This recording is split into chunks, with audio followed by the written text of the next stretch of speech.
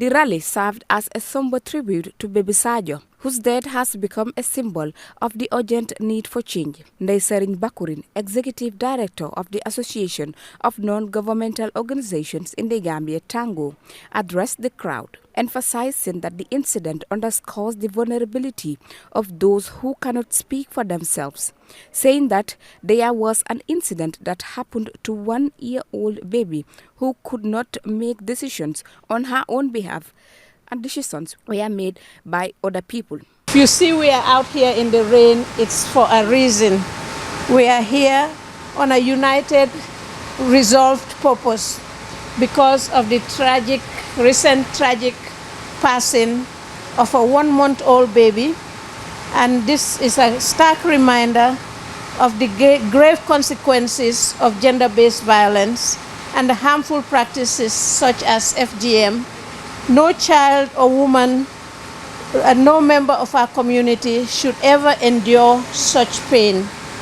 As a country, we continue to grapple with issues of gender-based violence, girls' and women's health issues. However, during this week alone, we have seen many reported cases of gender-based violence and issues, and this is a call for a cause for concern for all of us. Mfamare Jaune, Executive Director of Bekanyang, praised Tango's leadership and called the baby's death a wake-up call for the nation. He urged the government to reaffirm its commitment to the FGM ban and called on law enforcement to implement it without exception. We are here today to show solidarity, but also to pray for the departed soul and all those who died as a result of these human rights violations that we continue to practice in this country in the name of religion and in the name of tradition. This is a clarion call and a wake-up call for all of us as Gambians to work together and continue to intensify our efforts to ensure this practice ends now. Now to the government of the Gambia, we want the government to reaffirm her commitment. We've seen the statements, but this is a call again to the government to reaffirm her commitment that they will not tolerate this practice to continue in this country again.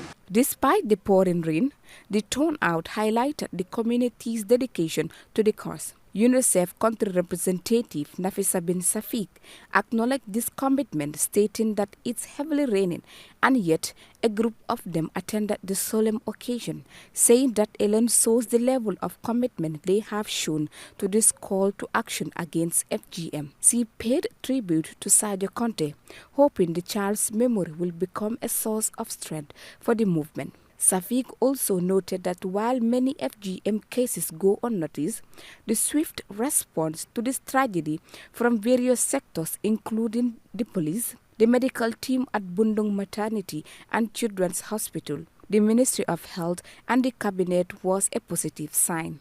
What we would like to say, the four-pronged approach I would like to suggest today, and I really would think that that's the way we should go. The first one, I think the Executive Director already mentioned, but I'm reiterating. The first one is to empower our girls and women to speak up, to make their own decisions, to take charge of their own bodies. And we need to empower them. Secondly, engage men and boys, because we need to understand, end of the day, this is a patriarchal system that we need to address. So men and boys, they should be at the forefront of this movement. So engaging men and boys in, empowering them, so they support their sisters, mothers, wives, everyone in this journey. The third is empowering the other stakeholders, be it school teacher or religious leaders or community leaders, anyone that we can think of who has a voice and who can really influence this process. And the last one is actually to empower the system or focus on the system. As I said, this time it is different because the system responded, and that is what we need to see. Who should do what, whether it is health system, child protection system or judiciary. All the systems should be responsive to the. The rally concluded with a clear message.